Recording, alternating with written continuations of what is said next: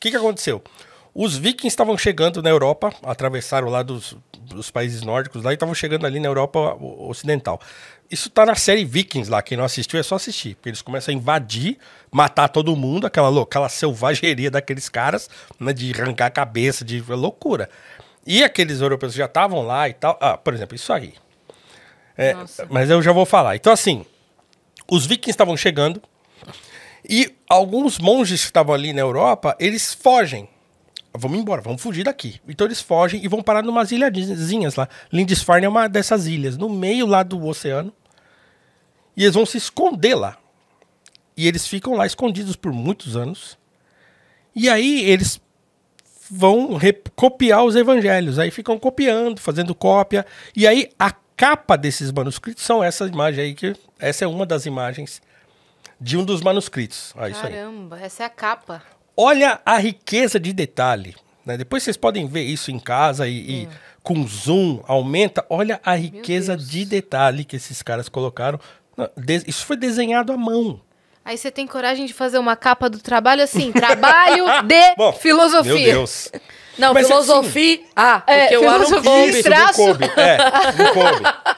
Gente, assim... Olha essa os capa. caras estavam fazendo isso pra quê?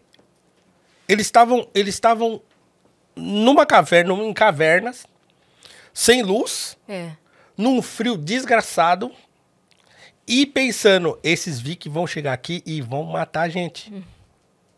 E os caras lá, pra passar o tempo, ou sabe lá por quê, eles faziam isso aí, ó. Aí você pensa, tá bom, mas pra que isso é importante? As pessoas vão perguntar isso, né? Tá, mas e daí? Não é e daí, né? Você tem gente que fez isso aí. Isso é histórico. Pô, isso é história, isso é resistência, né? Isso é cultura, isso é valorizar uma coisa que não tem valor monetário, financeiro. Que tipo de valorização é essa que as pessoas davam a isso que a gente não dá hoje? Sim. Né? E assim, é claro que tem o contexto religioso na parada, tudo bem, mas assim, não só. Hoje, por exemplo, tem um contexto cultural que é importante para hoje.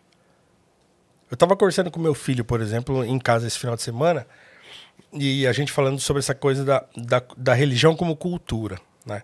Eu falei, bom, no Brasil, a gente vê, porque assim, e a gente viu nos últimos 4 anos o quanto a religião veio para o centro do debate político, né? Mas por quê? Porque as pessoas no Brasil têm um vínculo com a religião que em grande medida é um vínculo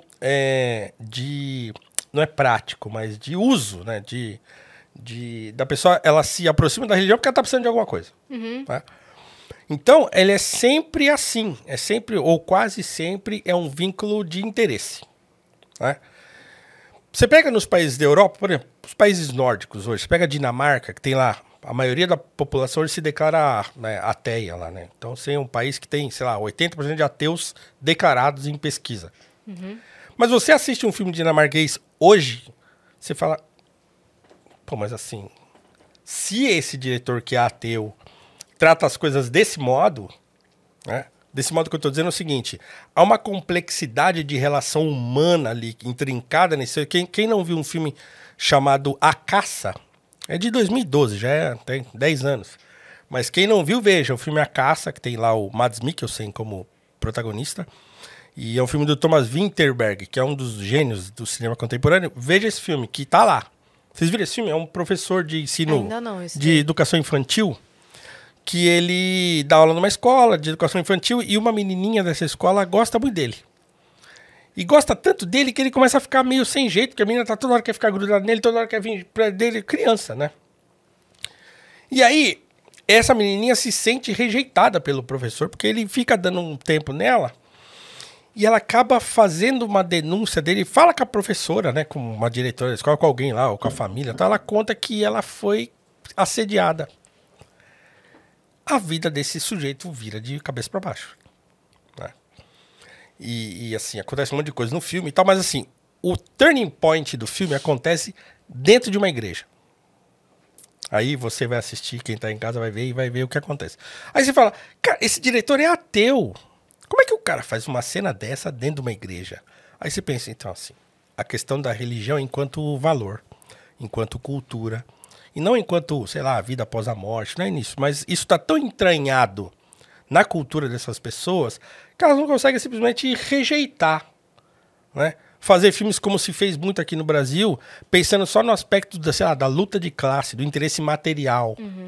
Por isso que o cinema brasileiro patina. Porque essa dimensão expandida da experiência humana, os brasileiros parece que não conseguem atingir. Fica todo mundo naquela coisa rasteira da novela da Globo, que tem aquela escada que bifurca. Tem uma família rica, que é a escada que bifurca. Agora melhorou um pouco, mas quem é da minha geração viu essa escada que bifurca na casa do rico, e aí tem uma família pobre, né? O rico é o pessoal terrível da novela. É aquilo.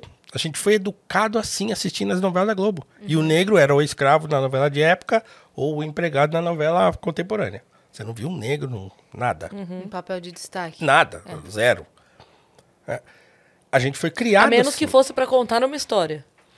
Não só porque ele estaria ocupando aquele lugar normalmente. Ah, sim. Entende? Mas isso também era muito difícil, né? Então, assim, a gente se acostumou com esse tipo de coisa. E a nossa cultura, ela é assim. É muito rasteira mesmo. As pessoas não param pra pensar nessas coisas. Né? Se aqui a coisa tá meio maluca assim, a gente não tem referência.